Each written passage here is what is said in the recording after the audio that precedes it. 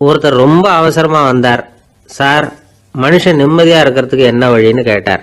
சீக்கிரமா ஒரு கல்யாணத்தை பண்ணீங்க, எல்லாம் சரியா போடும் அப்படின்னோம். அவர் ஒரு மாதிரியா பார்த்தார். ஏற்கனவே எனக்கு கல்யாணம் ஆயிட்டுது சார், அதனால தானே நிம்மதியா இருக்கிறதுக்கு வழி கேட்கறேன் அப்படின்னார். சரி, இவர் ஒரு மாதிரியான கேஸ் அப்படின்னு நினைச்சுக்கிட்டு நம்மகிட்ட இருந்த ஒரு சின்ன புத்தகத்தை அவர்கிட்ட தூக்கி கொடுத்தோம். இதை படிச்சு பாருங்கன்னு. கல்யாணத்துக்கு பிறகும் சந்தோஷமா இருக்கிறதுக்கு என்ன வழி அப்படிங்கிற கேள்விக்கு அந்த புத்தகத்துல விளக்கம் இருந்தது. கணவன் மனைவிக்குள்ள சிக்கல் வராம இருக்கிறதுக்கு அதுல சில வழிகளை சொல்லி கொடுத்துருக்குறாங்க. அதெல்லாம் என்னென்ன அப்படிங்கிறத இப்ப பார்க்கலாமா? குடும்பம்னு இருந்தா கோபம் வரதான் செய்யும். அது வந்துட்டு போட்டும் பரவாயில்ல. ஆனா அந்த கோபம் ஒரே நேரத்துல 2 பேருக்கும் வந்துடாம பாத்துக்கணும். ஒரு சமயத்துல யாராவது ஒருத்தர் தான் கோபப்படணும், அடுத்தவங்க அமைதியா இருக்கணும். அதுக்கப்புறம் இவர் அமைதியான உடனே அவங்க ஆரம்பிச்சுக்கலாம். கோபமா ஏதாவது சொன்னா உடனே கோபமா பதில் சொல்லக்கூடாது. கொஞ்சம் பொறுத்து கோபம் தீர்ந்த உடனே அந்த பதில சொல்லலாம். அப்போ பதில் கோபமா இருந்தா கூட அது அவ்வளவு பெருசா தெரியாது. அற்ப விஷயத்துக்கெல்லாம் காய்ச்சி மூச்சுன்னு கத்திட்டு இருக்கக்கூடாது. உங்க 2 பேருக்குள்ள ஒரு தர்க்கம் ஆரம்பமாயிட்டுதுன்னு வச்சுக்கோங்க. கடுமையா 2 பேரும் விவாதம் பண்றீங்க. உங்கள ஒருத்தர் இதுல ஜெயிக்கணும்னா அது நீங்களா இருக்க வேணாம், அடுத்தவங்க ஜெயிக்கிறதுக்கு நீங்க துணையா இருங்களேன். அப்படின்னா நீங்க கொஞ்சம் விட்டு கொடுக்கணும், அவ்வளவுதான். ஏதாவது குத்தம் சொல்லணுமா, செஞ்ச தப்ப சுட்டி காட்டணுமா, விமர்சனம் பண்ணணுமா, பண்ணுங்க, வேணான்னு சொல்லல. ஆனா சொன்னதை அப்படி சொல்றத கொஞ்சம் அன்பா இதமா சொல்லுங்க. எப்போ நடந்த தவறுகளை எல்லாம் இப்போ போய் மறுபடியும் ஞாபகப்படுத்திட்டு இருக்க வேண்டாம். நான் அப்பவே சொன்னேன் இந்த புடவை வேணாம்னு, நீங்க தான் கேட்கல, இப்ப பாருங்க கிழிஞ்சு போச்சு இப்படின்னு கத்துனாங்க ஒரு அம்மா. எப்போ சொன்னீங்கன்னு கேட்டா ஒரு 10 வருஷத்துக்கு முன்னாடி தீபாவளி சமயத்துல அப்படிங்கிறாங்க. அது என்ன இன்னும் அப்படியே புதுசாகவே இருக்கும்? உங்களுக்கு அவர் தான் பெருசு, அவருக்கு நீங்க தான் பெருசு. அதை விட இந்த உலகத்துல வேற எதுவும் முக்கியம் இல்லைன்னு நினைக்கணும். நீ தான் என்னுடைய உலகம்னு எத்தனை தடவை சொல்லியிருப்பீங்க? அதெல்லாம் வெறும் வசனமா போயிடக்கூடாது. ஏதாவது ஒரு பிரச்சனையை பத்தி கடுமையா விவாதம் பண்ணிட்டு இருக்கீங்க, அதை அப்படியே பாதியில விட்டுட்டு படுக்கைக்கு போயிடக்கூடாது. சொச்சத்தை நாளைக்கு பேசிக்கலாம்னு. அப்படி போனா தூக்கம் வராது. பிரச்சனையை ஒரு முடிவு பண்ணிக்கிட்டு அதுக்கப்புறமா தூங்க போகணும். ஒரு நாள்ல ஒரு தடவையாவது உங்க ஜோடியை பாராட்டி நல்ல விதமா கனிவா ஒரு வார்த்தை சொல்லணும் அப்படின்னு தீர்மானம் பண்ணீங்க. ஏதாவது தப்பு பண்ணிவிட்டீங்கன்னா பரவாயில்ல, அதை ஒத்துக்கிறதுக்கும் மன்னிப்பு கேட்கறதுக்கும் தயாரா இருக்கணும். அது ஒன்றும் கேவலம் கிடையாது. வீட்டுக்குள்ள தானே கேட்க போறீங்க, வெளியில யாருக்கு தெரிய போதும்?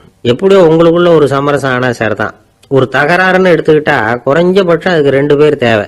தனியாவே உட்காந்துக்கிட்டு நான் இப்ப தகராறு பண்ணிட்டு இருக்கிறேன் அப்படின்னு யாரும் சொல்ல முடியாது.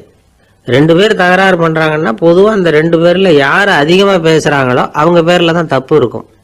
அதை மனசுல வச்சுக்கணும். இதெல்லாம் தான் அந்த புத்தகத்துல போட்டிருக்கிற வழிமுறைகள். இவ்வளவும் சரியா வரலன்னா அப்புறமா சொல்லுங்க, வேற புத்தகம் ஏதாவது இருக்கான்னு தேடுவோம். ஒரு கணவன் தன்னுடைய மனைவியை அழைச்சிட்டு ஒரு மனோதத்துவ டாக்டர் கிட்ட வந்தாரா. டாக்டர், எங்களுக்கு கல்யாணம் ஆகி 30 வருஷ காலமா நாங்க ஒரு விஷயத்துல கூட ஒத்து போனதில்லை அப்படின்னு ஆரம்பிச்சார். உடனே அந்த அம்மா குறுக்கிட்டு, அது 30 வருஷம் இல்ல 32 வருஷம் அப்படின்னாங்களாம். சில பேரை இப்படி சொல்றது உண்டு. அடுத்தவங்களை அனுசரிச்சு நடந்துக்க தெரியல, அவன் என்ன சார் மனுஷன் அப்படிம்பாங்க. சக மனிதர்களோட எப்படி பழகிறது அப்படின்னு தெரியாததுனாலேயே பல பேர் இன்னைக்கு சங்கடப்பட்டுக்கிட்டு இருக்கிறாங்க. வசதி வாய்ப்பெல்லாம் சரியா இருக்கும், ஆனா வாழ்க்கை சரியா இருக்காது. இன்னொருத்தர்கிட்ட எப்படி பேசுறது பழகிறதுங்கிறது தெரியாததுனாலதான் இந்த அவஸ்தை. சரி, இந்த அவஸ்தை இல்லாம வாழறது எப்படி? இதுக்கு அனுபவசாலிகள் சில வழிமுறைகளை சொல்றாங்க. அதெல்லாம் என்னென்னங்கிறத இப்ப தெரிஞ்சுக்குவோம். முதல்ல நம்ம நாக்கு நம்ம கண்ட்ரோல்ல இருக்கணும். வார்த்தைகளை கொட்டிவிட்டு அதுக்கப்புறம் அள்ள முடியாம கடந்து கஷ்டப்படக்கூடாது. எப்படி பேசுறோங்கிறதும் முக்கியம், பேசுறப்ப எப்படி முகத்தை வச்சிருக்கிறோங்கிறதும் முக்கியம். அன்பா பேசினாலும் நல்லா இருக்கும். அப்படி பேசுறப்ப ஆதரவா அவர் தோள் மேல ஒரு கையை போட்டுக்கிட்டு பேசினா இன்னமும் நல்லா இருக்கும். 2வது விஷயம், இன்னொருத்தர்கிட்ட பேசுறப்ப வாக்குறுதிகளை அள்ளி வீசக்கூடாது. கொடுக்கற வாக்குறுதி குறைச்சலா இருக்கணும். அப்படி கொடுத்த வாக்குறுதியை கண்டிப்பா நிறைவேற்றணும். நாம ஒருத்தரை பாராட்டுறோம் அல்லது அவரை பத்தி அபிப்பிராயம் சொல்றோம்னா அது ஆக்கப்பூர்வமா இருக்கணும். நம்ம பாராட்டு அல்லது விமர்சனம் அடுத்தவருடைய முன்னேற்றத்துக்கு உதவுறது மாதிரி இருக்கணும். நாம சொல்றதை கேட்டுட்டு அவன் தலையில கையை வச்சுட்டு உட்காந்துடக்கூடாது. எப்பவும் உற்சாகமா இருக்கணும், முகம் மலர்ச்சியா இருக்கணும். மனுஷன் இருந்தா வருத்தம் கவலை ஏமாற்றம் எல்லாம் இருக்கதான் செய்யும். அதெல்லாம் மனசுல இருக்கட்டும். அந்த வருத்தமும் கவலையும் ஏமாற்றமும் சேர்ந்துக்கிட்டு நம்ம முகத்துல இருக்கிற மலர்ச்சியை மூடி மறைக்கிறதுக்கு நாம இடம் கொடுத்துடக்கூடாது. எந்த விஷயத்தை பத்தி யாருக்கிட்ட பேசினாலும் வெளிப்படையா பேசணும், திறந்த மனசோட பேசணும், மூடி மறைச்சி முன்னு மூங்கிக்கிட்டு இருக்கக்கூடாது. இன்னொருத்தர்கிட்ட பேசுறப்போ விவாதம் பண்ணுங்க, அது தப்பு இல்லை. ஆனா வாதாடிக்கிட்டு இருக்கக்கூடாது.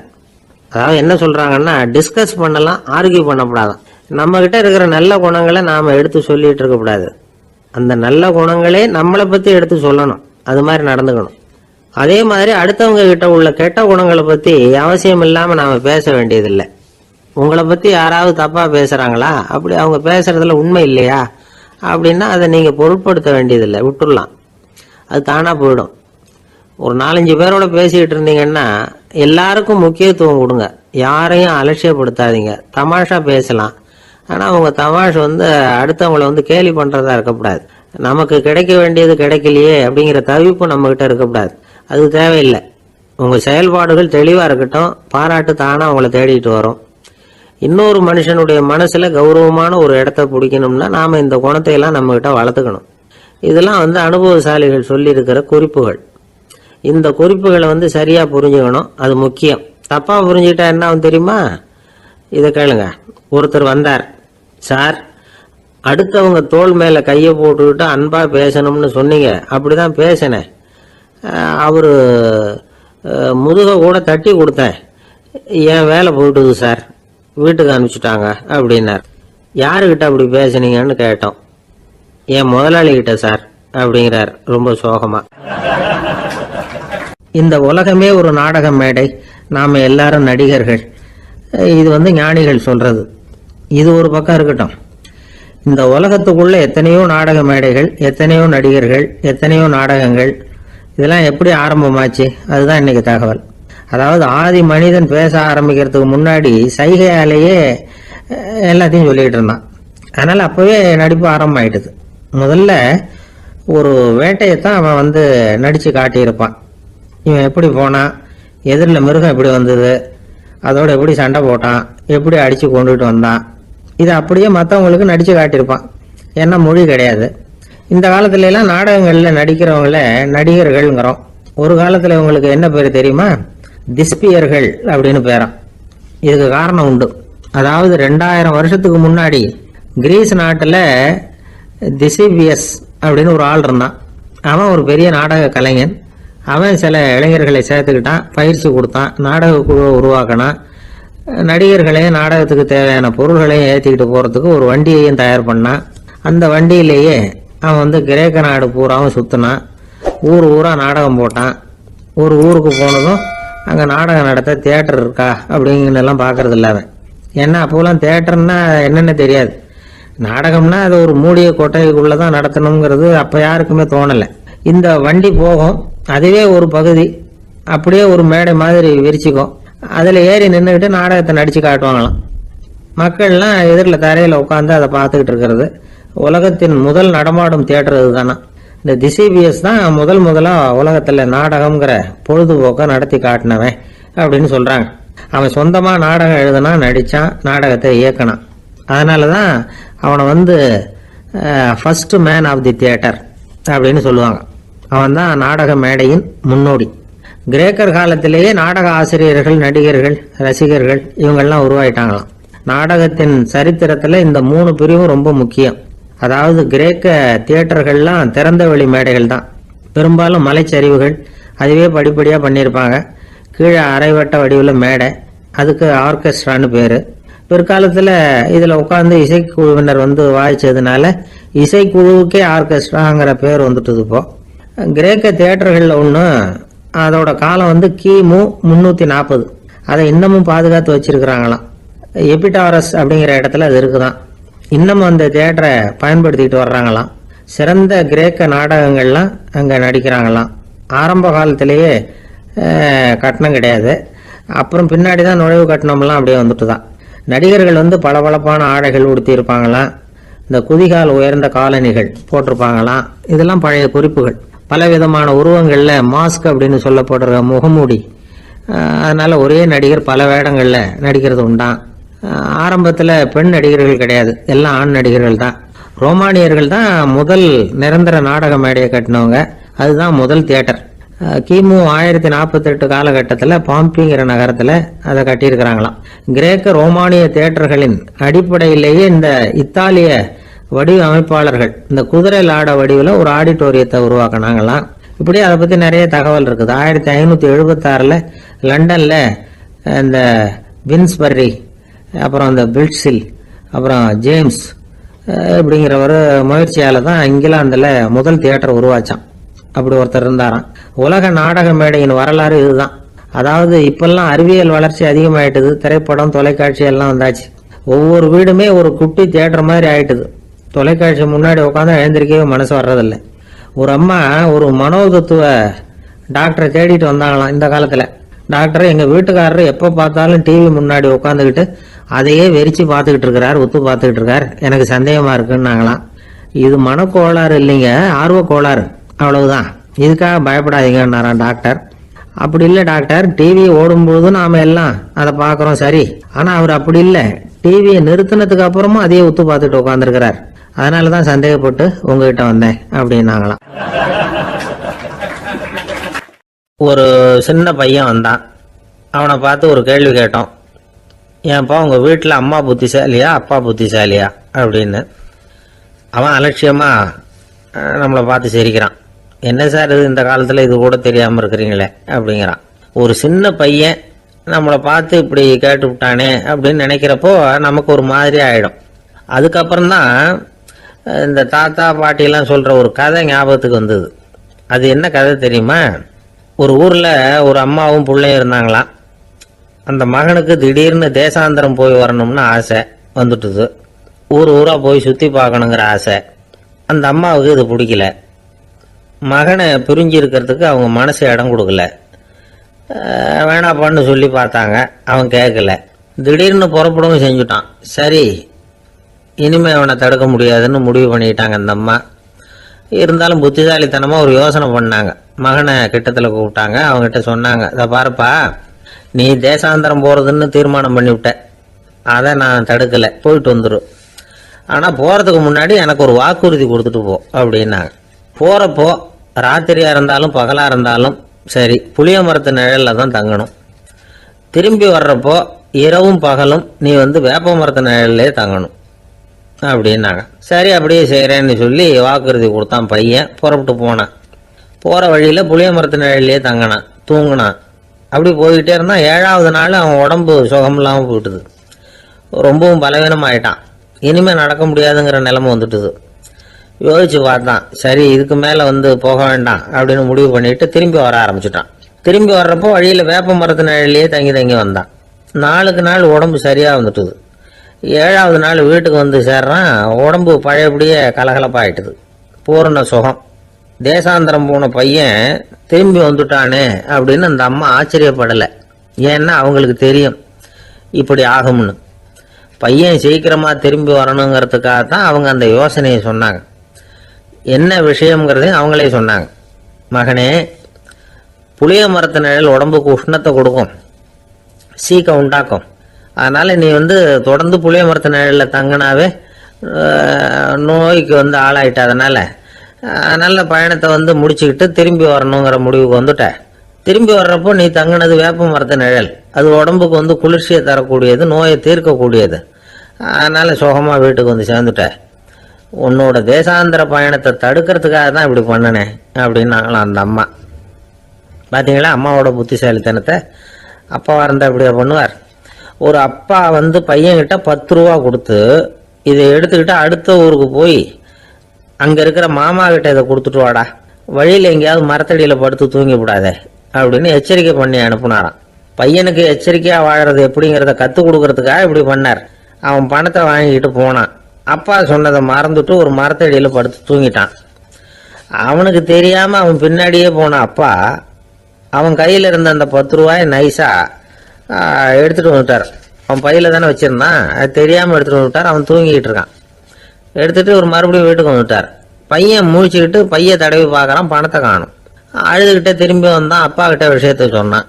அப்பா சிரிச்சுக்கிட்டே சொன்னார், அதுக்கு தான்ப்பா ஆரம்பத்திலேயே எச்சரிக்கை பண்ணினேன், இனிமேலாவது நீ ஜாக்கிரதையாக இருக்கணும் அப்படிங்கிறதுக்காக தான் இப்படி பண்ணினேன். அந்த பணம் எங்கேயும் போயிடல, நான் தான் அதை உனக்கு தெரியாமல் எடுத்து வச்சிருக்கிறேன், இதோ பாரு அப்படின்னு சொல்லிட்டு சைடு பாக்கெட்டில் கையை விட்டா அது ஓட்டையாக இருக்குது. அதை எவனோ ஏற்கனவே கத்திரிச்சு எடுத்துகிட்டு போட்டான்.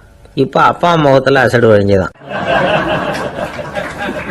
ஒரு அரசனும் அமைச்சரும் ஒரு நாள் ரொம்ப சாவகாசமாக பேசிக்கிட்டு இருந்தாங்களாம்.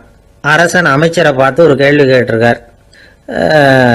ஏங்க அமைச்சரே, ஆசை இல்லாத ஒரு மனுஷனால இருக்க முடியுமா அப்படின்னு. ஏன் முடியாது, துறவி அப்படிங்கிறவங்கெல்லாம் அப்படிப்பட்டவங்க தானே அப்படின்னாராம் அமைச்சர். அவங்கெல்லாம் உண்மையிலேயே ஆசையை விட்டவங்க தானே அப்படின்னு கேட்டாரா ராஜா. அப்படிதான் இருக்கணும் அப்படின்னாராம் அமைச்சர். அப்படின்னா ஆசையே இல்லாத ஒரு உண்மையான துறவியை நான் பார்க்கணுமேன்னார்.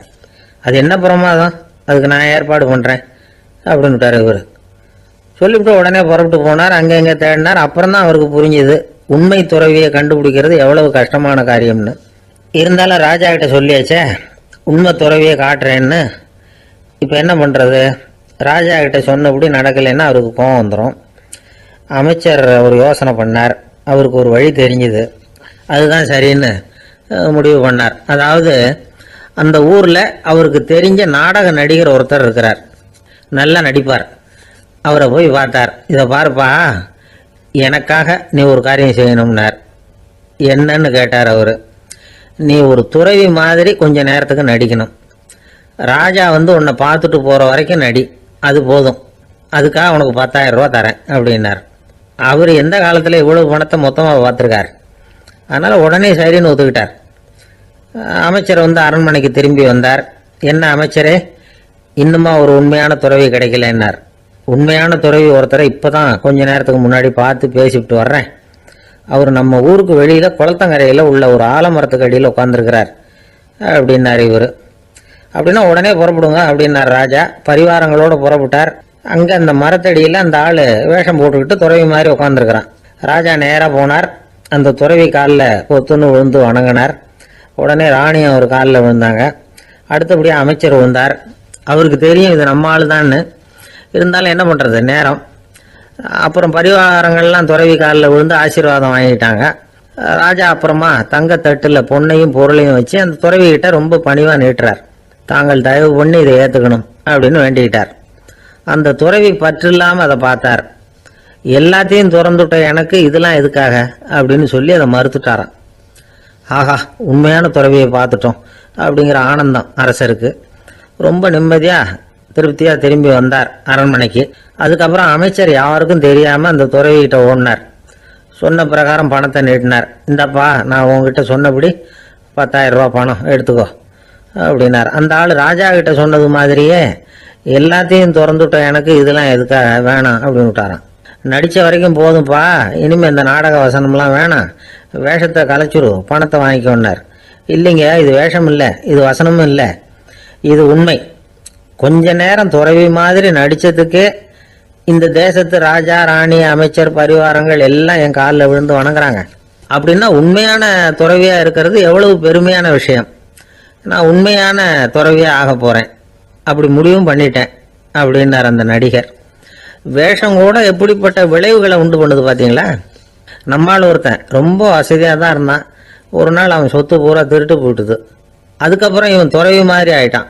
ஊர் ஊராக சுற்றினான். ஒரு குருநாதரை தேடி கண்டுபிடிச்சான். அவர்கிட்ட சீடனாக சேர்ந்துக்கிட்டான். அவனை பார்த்து ஒருத்தர் கேட்டார், நீ உண்மையான சீடன் தானான்னு. இல்லைங்க, சீடன் மாதிரி நடிச்சுக்கிட்டு இருக்கிறேன் அப்படின்னா. அது குரு துரோகம் இல்லையா அப்படின்னு கேட்டார் அவர். இல்லைங்க, நான் பண்ணது குரு துரோகம் இல்லை, என் குரு பண்ணது தான் துரோகம். என்னுடைய பணத்தை கொள்ளையடிச்சது இவர் தான். அதை எங்கே வச்சிருக்காருன்னு கண்டுபிடிக்கிறதுக்காக தான் இவர்கிட்ட சீடனா சேர்ந்துருக்கிறேன் அப்படின்னானா. ஒரு ஆள் இருந்தான், நிறைய பணம் சம்பாதிச்சான். ஆனால் செலவு பண்ண மனசு வரல, கருமி. அவன் என்ன பண்ணா, சேர்த்த பணம் பூராவையும் ஒரு மரத்தடியில் புதைச்சி வச்சுருந்தான். வாரத்துக்கு ஒரு தடவை அந்த மரத்தடிக்கு வருவான். புதைச்ச இடத்த ஆவலோடு பார்த்துக்கிட்டு இருப்பான். அதுக்கப்புறம் போயிடுவான். அவ்வளவுதான். ஒரு நாள் ஒரு திருடன் வந்தான். இவன் புதைச்சி வச்சுருந்ததெல்லாம் எடுத்துகிட்டு போட்டான். இது தெரிஞ்சு போச்சு. அந்த கருமி புலம்ப ஆரம்பிச்சிட்டான். இவன் புலம்பலை கேட்டதும் அக்கம் பக்கத்தில் இருந்தவங்கெல்லாம் ஓடி வந்தாங்க. என்ன விஷயம்னு விசாரித்தாங்க. இவன் சொன்னான். ஒரு பெரியவர் கேட்டார், ஏப்பா வாரம் வாரம் இந்த இடத்த பார்க்குறதாக சொன்னியே, எப்போவாவது இதில் இருக்கிற பணத்தை எடுத்து செலவு பண்ணியிருக்கியா அப்படின்னு கேட்டார். நான் அப்பப்போ அதை பார்க்கறது தான் வழக்கம், அதை தொட்டதே இல்லைன்னு அவன். சரி அப்படின்னா இப்போவும் நீ அதே மாதிரி வாரம் ஒரு தடவை இந்த இடத்த பார்த்துட்டு போகலாமே அப்படின்னாராம் அந்த பெரியவர். அதுவும் சரிதானே, எவ்வளவு காலமானாலும் அவன் அந்த பணத்தை எடுத்து செலவு பண்ண போறதில்ல.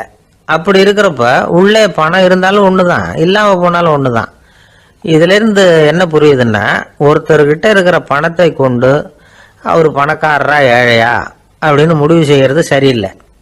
அந்த செல்வத்தை அனுபவிக்கிற திறன், பயன்படுத்துகிற திறன், அதை வச்சு தான் அவர் ஏழையா பணக்காரரா அப்படிங்கிறத நிர்ணயம் பண்ணணும். அதுதான் சரி. செலவு பண்ண தெரியாதவன் சேகரம் பண்ணிகிட்டே இருக்கிறதுனால என்ன பிரயோஜனம்? தலைமுடியே இல்லாதவன் தாராளமாக சீப்புகளை வாங்கி சேகரம் பண்ணுறது மாதிரி தானே இது. சில சமயம் செலவு பண்ண நாம் தயாராக இருந்தால் கூட அந்த செல்வம் நமக்கு பயன்படுறதில்ல. அரேபியாவில் ஒரு நகை வியாபாரி விலை உயர்ந்த முத்துக்களை எல்லாம் அவர் வச்சு வியாபாரம் பண்ணிகிட்டு இருந்தார். அவர் ஒரு சமயம் ஒரு பாலைவனம் வழியாக போயிட்டு இருக்கிறார் ஒட்டகத்தில். அப்போ திடீர்னு கடுமையான புயல் வீச ஆரம்பிச்சுட்டுது. திசை தவறி இவர் எங்கேயோ வந்துட்டார். கூட வந்தவங்களையும் காணலை, எங்கே போனாங்களோ தெரியல. இவர் ரொம்ப பயந்து போய் அங்கேயும் எங்கேயுமா அலைஞ்சு திரியிறார். வழியே தெரியல, பசி கடுமையாயிட்டுது. ஒட்டகத்து முதுகில் ஒரு மூட்டை இருந்தது, அதை பிரித்து பார்த்தார். உள்ளே ஏதாவது இருக்கான்னு தேடி பார்க்குறார். அது வரைக்கும் கண்ணில் தட்டுப்படாத அபூர்வமான ஒரு பை கண்ணில் பட்டுது. ஆஹா, அதில் ஏதாவது சாப்பிட்றதுக்கு இருக்கும் அப்படின்னு நினச்சி ஆவலாக அதை பிரித்து பார்க்குறார். அந்த பையில் விலை உயர்ந்த முத்துக்கள் நிறைய இருந்துதான். அப்போ தான் அவர் நினச்சாராம், விலை உயர்ந்த முத்துக்கள் கூட சாப்பிட்றதுக்கு உணவாக முடியாது அப்படிங்கிறத புரிஞ்சுக்கிட்டாராம். எந்த நேரத்தில் எது நமக்கு தேவையோ அது நமக்கு தாராளமாக கிடைக்கணும். அப்படி அது கிடைக்கிறதுக்கு நம்மக்கிட்ட இருக்கிற செல்வம் பயன்படணும். அது நமக்கும் பயன்படலாம், நம்ம மூலமாக அடுத்தவங்களுக்கும் பயன்படலாம். அதுதான் செல்வத்தின் பயன். ஒரு மரத்தடியில் ஒருத்தன் உட்காந்து அழுதுகிட்டு இருந்தான். அந்த பக்கமாக வந்த இன்னொருத்தன் ஏப்பா அழுதுகிட்டு இருக்கிறேன்னு கேட்டான். இந்த இடத்துல தான் பூமிக்கு அடியில் பணம் இருக்குது, புதைச்ச இடம் தெரியல, அதான் அழறேன் அப்படின்னா. நல்லா ஞாபகப்படுத்தி பாரு, எந்த இடத்துல புதைச்ச அப்படின்னு கேட்டான் இவன். அது எப்படி எனக்கு தெரியும், புதைச்சி வச்சிருக்கிறவன் நான் இல்லையே, எங்கள் எழுத்து வீட்டுக்காரன் அப்படின்னானா இவன்.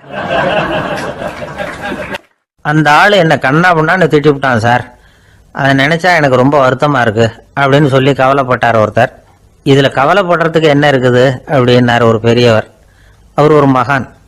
என்ன சார் இப்படி சொல்கிறீங்க, ஒருத்தர் நம்ம பார்த்து திட்டுனா வருத்தமாக இருக்காதா அப்படின்னார். அது எப்படி வருத்தமாக இருக்கும், திட்டுறதுங்கிறது என்ன, அது வெறும் சத்தம் தானே அப்படின்னார் அந்த பெரியவர். நம்ம ஆளுக்கு தலையை பிச்சுக்கலாம் போல இருந்தது. இருக்காது அப்படின்னா நமக்கு அப்படி தானே தோணுது. அந்த பெரியவர் சொல்கிறது ரொம்ப பெரிய விஷயம். அதை நாம் புரிஞ்சிக்க முயற்சி பண்ணலாம்னா நடைமுறை வாழ்க்கைக்கு அது ஒத்து வர்றது மாதிரி தெரிய மாட்டேங்குது.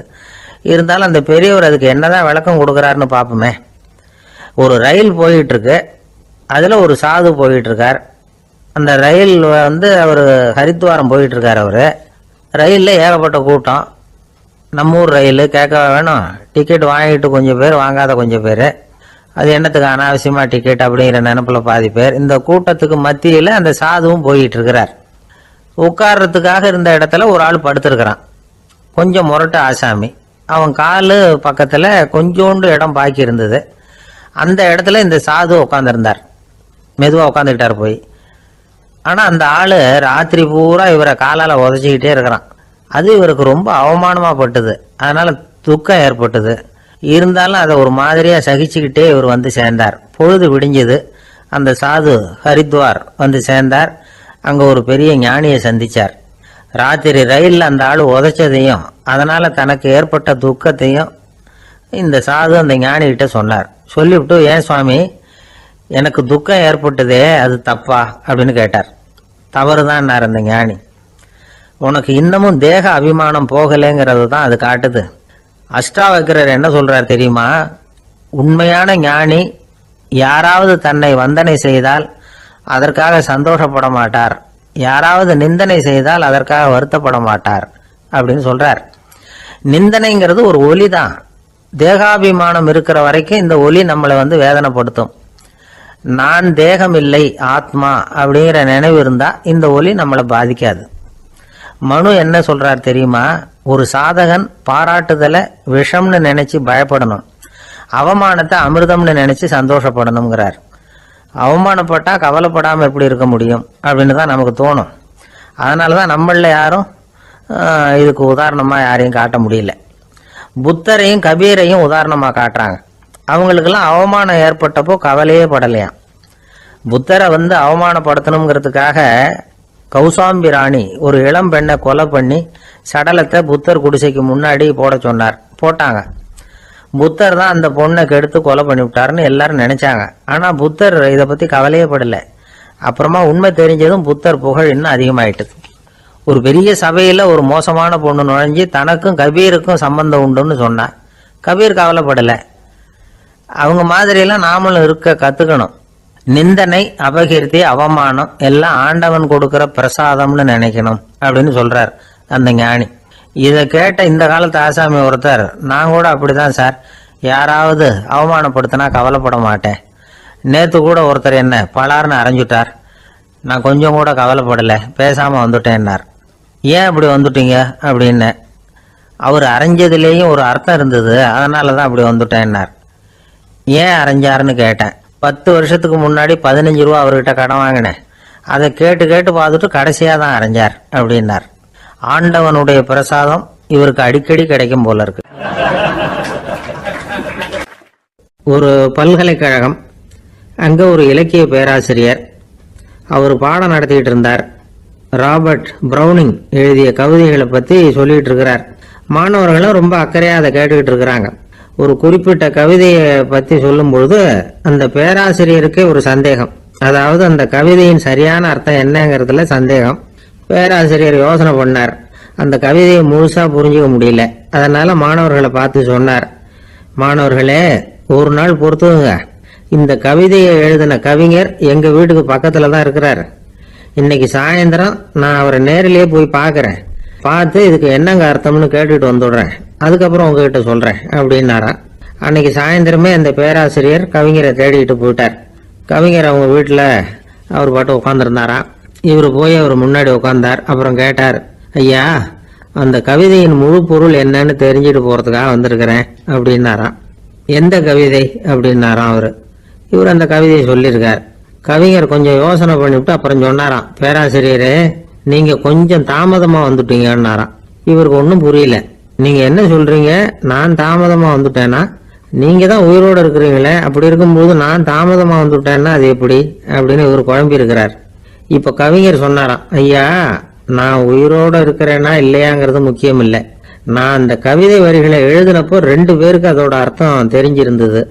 இப்போ ஒரே ஒருத்தருக்கு தான் அதோட அர்த்தம் தெரியும் அப்படின்னாராம். பேராசிரியர் யோசனை பண்ணியிருக்கார். அப்படின்னா அந்த ஒருத்தர் கவிஞர் ராபர்ட் பிரவுனிங்கை தவிர வேற யாரா இருக்க முடியும்? இவர் தான் அப்படிங்கிறத அவர் மனசுல நினைச்சுக்கிட்டார். அதனால சொன்னார், ஐயா, நான் தாமதமா வரல, அந்த கவிதையின் பொருள் என்ன அது சொல்லுங்கன்னார். பேராசிரியரே, நான் சொல்றது உங்களுக்கு புரியலன்னு நினைக்கிறேன். நான் இந்த வரிகளை எழுதினப்போ 2 பேருக்கு அதோட அர்த்தம் தெரிஞ்சிருந்தது. அந்த 2 பேர் யாருன்னா, ஒருத்தர் ராபர்ட் பிரவுனிங், அதாவது நான், இன்னொருத்தர் கடவுள். இப்போ அது கடவுளுக்கு மட்டும்தான் தெரியும். நானே இதை பத்தி பல தடவை யோசனை பண்ணி பார்த்தேன். இது ரொம்ப அழகானது, ஆனாலும் ரொம்ப வழுக்கலானது. அதை பிடிச்சிட்டோம்னு நினைச்சிட்டு இருக்கும் பொழுதே காத்து மாதிரி அது உங்ககிட்ட இருந்து ஓடி போயிடுது. எனக்கு ரொம்ப வருத்தமா தான் இருக்குது. நிச்சயமா நான் தான் இந்த வரிகளை எழுதியிருக்கிறேன். அதுல அர்த்தம் இருக்குங்கிறது எனக்கு தெரியும், அதை நான் உணர்றேன். ஆனா நீங்க என்ன மன்னிக்கணும், எனக்கே கூட அதை என்னால விளக்க முடியல. அப்படி இருக்கும்போது உங்களுக்கு எப்படி அதை நான் விளக்க முடியும் அப்படின்னாரா அந்த கவிஞர். அனுபவிக்கப்படக்கூடிய எல்லாமே விளக்கப்படக்கூடிய ஒன்றல்ல, விளக்கப்படும் எல்லாமே அனுபவிக்கப்படக்கூடிய ஒன்றல்ல அப்படிங்கிறது ஞானிகளுடைய கருத்து. அதுக்காக தான் அந்த சம்பவம். வாழ்க்கையில் நீங்கள் தொடர்ந்து ஆய்வு செய்து கொண்டே இருக்கக்கூடிய விளக்கங்களை ஒருபோதும் அடைய முடியாத பரிமாணங்கள் இருக்கிறதுனால தான் அது அலுப்பு தட்டாமல் இருக்குது. உங்களால் நிறைய அனுபவிக்க முடியும், இருந்தாலும் நீங்கள் அனுபவித்த அறிந்த விஷயங்கள் கூட வார்த்தைகளால் விளக்கப்பட முடிவதில்லை அப்படிங்கிறது பெரிய ஒரு சிந்தனை. இதெல்லாம் ஒரு பக்கம் இருக்கட்டும்.